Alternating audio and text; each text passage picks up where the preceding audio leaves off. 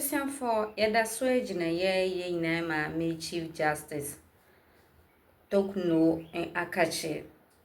Na ye na men some way a bit to journal, I be your hobby brave. Na ye need him say ye na ye president. Mahama, ye na me yeti. Na ye mammy, etna see or share sending your messy corner. Nature say ye na your president one no ending ye. It's an amsa and ye na mammy esan so etro carta bim equadan a year. Penny for a year quarter for nay. Penny for more can be bim same. Senior president Eddie dinner no until I see it no or per se or church in muye edit no. Some will be told Jano na ye be or one ene. A year Okudzeto Ablakwa Disgŕace Ghanaians and ya some ketwa. Na everything for some noena meeting say ya na a more de ye pa in Siam and Pesame waste so time. And it's a coming home. Na minu and young Jane Samono and true muje ankasa. Na Juvia near one so ya san so Eddie Abeka. Aha a king to TV. Everything was prepared for him. But the deputy ranking had been very critical of Okudzeto Ablakwa, extremely critical of him. And so, suddenly they said that he can't go anymore. This is what has been written. Ablakwa drops MP from United Nations General Assembly for criticizing him. Well, the minister didn't give any reason why he has dropped him. But this is what journalists are surmising for the reason. Foreign Affairs Minister Samuel Okudzeto Ablakwa has dropped the deputy ranking member on the Foreign Affairs Committee, Nana Asafo-Adjei, from participating in the ongoing United Nations General Assembly. As has been the practice over the years, the chairman of the committee and the ranking member are constant participants in the United Nations General Assembly. The ranking member, Samuel Abujinapo, ceded his slot to his deputy, Asafo-Adjei. To his deputy, Asafo-Adjei. Should I go on like that? Okudzeto is to represent the majority, whereas Asafo-Adjei was representing the minority.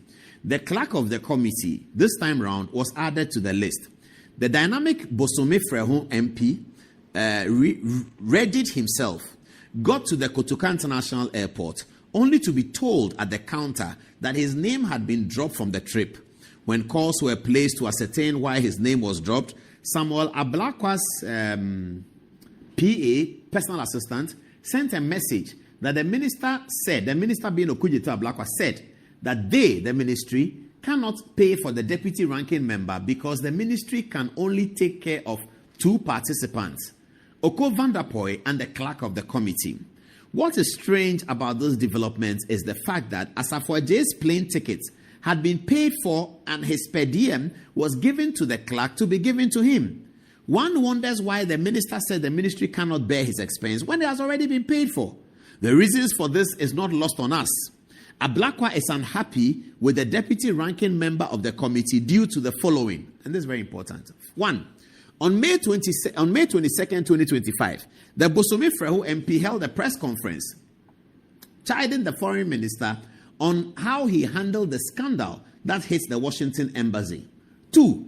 He as well held a press conference on the 9th of July 2025, chastising the government for relaunching the chip-embedded passport and also on the state of Ghanaians in Togo over the political insurrection in the neighboring country. 3. Nana Asafo-Adjei then filed a question in Parliament on 23rd July 2025 for Foreign Minister to respond to the questions he raised in the presser. The foreign minister lost his cool by confronting Nana Asafo-Adjei, questioning him over why he first held a presser when he knew he would file a question. I mean, viewers, can you imagine this coming from Okudzeto Ablakwa? Asking a member of parliament that, if you knew that you will put a question for me, why did you do a press conference? I mean, has power so suddenly changed some people? Power has so suddenly changed some people? Power that we saw Akufo-Addo hold for 8 years, Kufuor held it for 8 years. And it has suddenly changed people in months, 2 months, 3 months, they are gone. Why will a foreign minister be concerned that you wanted to ask me questions on the floor of the House. Why did you put it in a press conference? Okudzeto Ablakwa, the one who is the biggest protester, the one who shouted on top of his voice against Akufo-Addo and any person.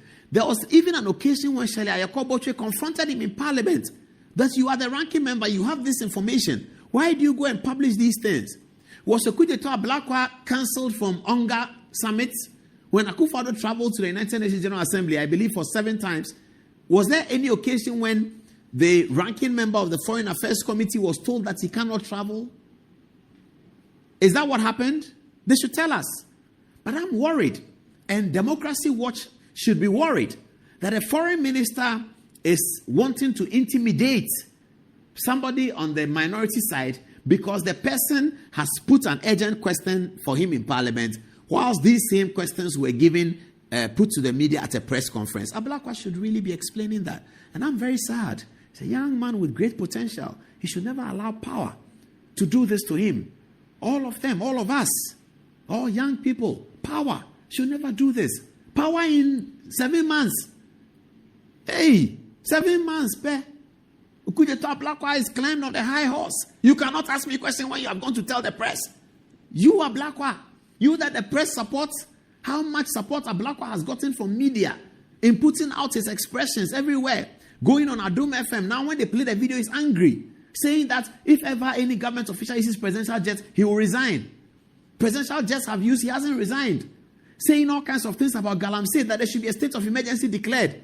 State of emergency has not been declared. The president says he is not going to declare it. Ablakwa has not resigned. He's with the president at UNGA. And then he has the effrontery to then cancel somebody who was criticizing him that a person cannot travel. The money that a person is using to travel doesn't belong to Okudzeto Ablakwa. It belongs to the taxpayer, you and I. We hold those resources. And Ablakwa is supposed to manage those resources on our behalf, because we all turned up and voted for John Dramani Mahama. John Dramani Mahama exercises the social contract on our behalf. He decided that Ablakwa should handle the social contract on the side of the foreign ministry. And Ablakwa decides that the money that government of Ghana has given to me, that I should, the protocol is that the ranking member goes. If the ranking member doesn't go, the deputy ranking goes, so that we can have a report. He decides that that money, whilst it doesn't belong to me, it belongs to the taxpayer. I am going to make sure that he doesn't travel to the United Nations General Assembly because he's criticizing him. I think this is very sad. And for those of us who love Ablakwa, we should tell him that you cannot let power get into your head just in months. What are you going to do in 2027 March? In 2028 June? When you have had power for 3 years, what is Ablakwa going to do? Is he going to climb on all of us? Is he going to climb on his car and let the driver drive and be on his car like a palanquin, the way they put that Asante Hene in palanquin? Is that what he would want, to be ridden in a palanquin? Ablakwa wants us to ride him in a palanquin because he's foreign minister. We should Bafo Bonny. And this is the story. This is a gist. I'm going to share with you. It's a gist. So there were people within the president's office, inner circle of President Mahama, who didn't want Bafo Bonny to be nominated as a Chief Justice. That's normal. It's natural. It always happens. In politics, that's the game. There were those who wanted Justice Bafo Bonny also to be nominated. So what you do when you have a situation like that, you don't get upset because there's nothing to get upset about political appointments. There will always be lobbying for other people. However you think somebody is qualified, another person has a different opinion. That's the inner circle politics around the presidents of Ghana and presidents of everywhere. So you don't have to get upset that people don't want your choice. They want another person. What you do then, if you can, is to develop and devise a strategy that will help you to achieve the results. Because the president's an individual. He's a politician. He's an individual as a leader. He's going to listen to everyone. And then you have to find a way to sway the president to your side. It happens on a daily basis when presidents are about to make important and sensitive appointments. So the gist is that the NDC people who supported Justice Bafo Bonny, they mentioned to him, the chief, the thing is becoming very tight. You have Amadou Tanko in there, and the lobby for Amadou Tanko is coming from very important, significant quarters. I won't mention the name, but they told me. It's coming from very important quarters. Amadou Tanko's nomination.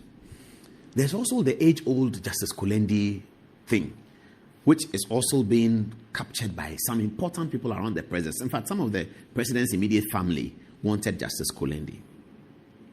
Okay. And then there are also those who think that Justice Gabriel Poaman has done more than enough. to get the situation, something they call the situation. We don't know what it is, but we can surmise that is reference to the talk or no removal. We can surmise that, but we don't know. So Justice Gabriel Poaman too should be considered for the position. In any case, Bafoboni will end in December 2026 next year. He's gone. Okay. So the supporters of Bafoboni, we heard this last week, told him that, Chief, one of the ways in which you can get this thing is you have an invitation to the bar conference, you speak there. Perhaps you should touch on Galamsey, perhaps, because it's real. The Galamsey is a problem. When you touch on Galamsey, you will be able to attract some attachment of independence to your candidature. Because right now, it is suspected that there has been a railroading out of